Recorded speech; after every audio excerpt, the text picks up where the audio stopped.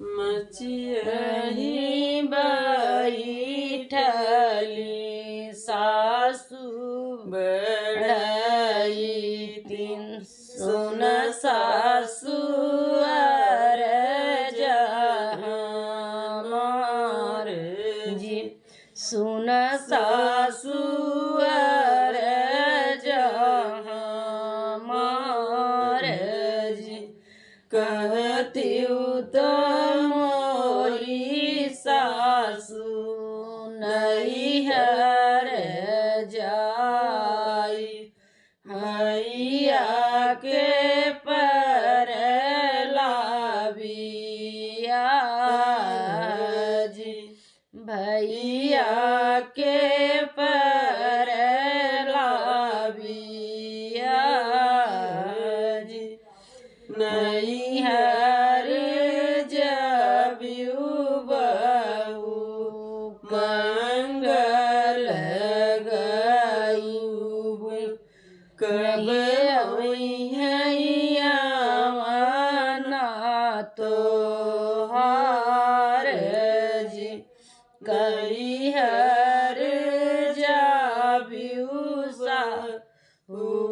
मंगल गयु कब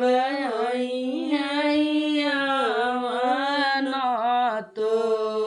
हार जी जेठ ही मोर सासु भैया के बील किया असड़वा में पर लाबिया जी असड़वा में पर लाबिया जी सावन मास सासु गुड़ुई कजरिया भादव में तीज त्योहार जी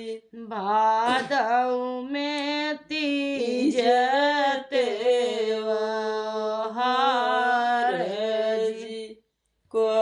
करही मास सासु तुलसमी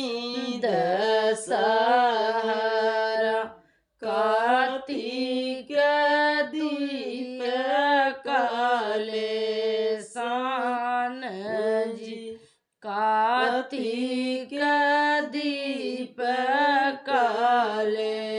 सान जी अगहन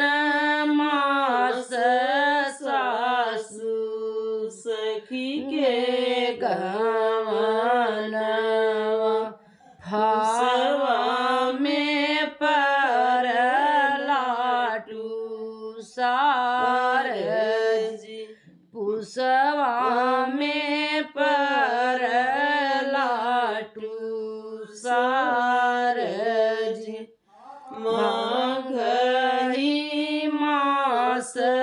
सासु मकर नहावन फागुन में होले लागू लाल जी फागुन में उड़ लागू लाल जी जैतहि मास सासु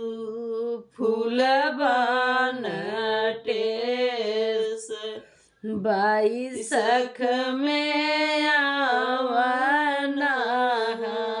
हमार जी बैसख में